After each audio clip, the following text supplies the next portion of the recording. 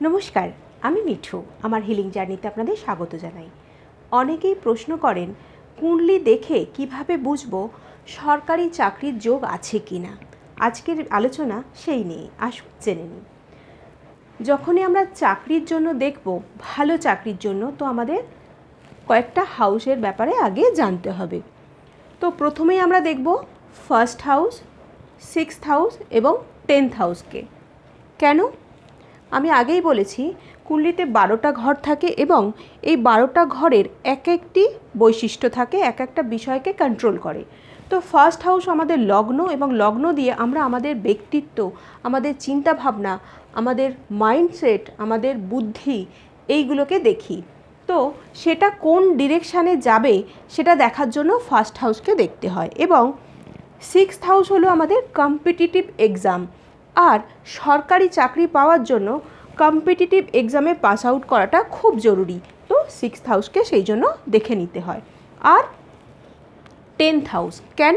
কারণ 10th house আমাদের career, আমাদের কর্মজগৎ, কর্মক্ষেত্র, কী ধরনের কাজকর্ম করব, কী ধরনের কাজে আমার পারদর্শিতা থাকবে, সেগুলোকে দেখায়। তো এই 3টে হাউস বা এই 3টে হাউসের লর্ড মজবুত হলে তবেই আমাদের কেরিয়ারও মজবুত হয়, আমাদের চাকরি বাকরিও অনেক বেটার হয়।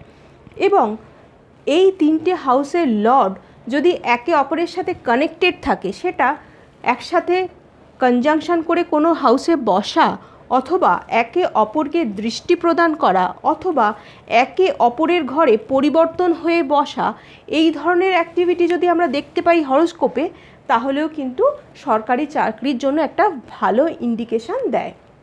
এবার আমরা আসি গ্রহের কথায়। মার্স এবং স্যাটার্ন, এই দুটো প্ল্যানেট যদি আমাদের কুণ্ডলিতে 10th হাউসের সাথে কোনোভাবে কানেক্টেড হয়, এইখানে দৃষ্টি প্রদান করলো বা এদের লর্ডের সাথে কোনো রকমভাবে এনার্জি দিল, তাহলে সেক্ষেত্রে আমরা কিন্তু সরকারি চাকরি পাওয়ার সম্ভাবনা বেড়ে যায়। কেন? কারণ 10th হাউসে, কালপুরুষের কুণ্ডলিতে 10th হাউসের ওপর স্যাটার্নের কন্ট্রোল থাকে। মকর রাশি হলো 10th হাউস কালপুরুষ কুণ্ডলিতে, আর সেটা স্যাটার্নের কন্ট্রোলে, স্যাটার্নের আয়ত্তে। তো সেক্ষেত্রে যদি আমার 10th হাউস কোনোভাবে স্যাটার্নের সাথে লিঙ্ক হয়, তাহলে সম্ভাবনা বেড়ে যায়। আর মার্স 10th হাউসে এসে কারক হয়ে যায়, তার শক্তি বা পাওয়ার বেড়ে যায়। ফলে এই হাউসের সাথে এই দুটো রাশি গ্রহের যদি সম্পর্ক তৈরি হয়, তাহলে আমরা সরকারি চাকরি পাওয়ার সম্ভাবনা অনেকটা বেড়ে যায়। এরপর কি? এরপর যে গ্রহগুলো আসে সেটা হলো সান এবং জুপিটার, অর্থাৎ সূর্য এবং বৃহস্পতি।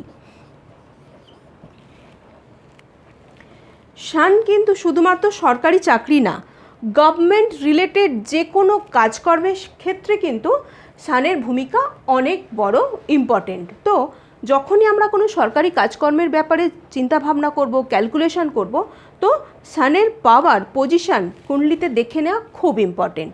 এবং যদি দেখা যায় সান কোনো কুণ্ডলিতে স্ট্রংলি প্রেজেন্ট আছে, তাহলে সে সরকারি চাকরি পাবে।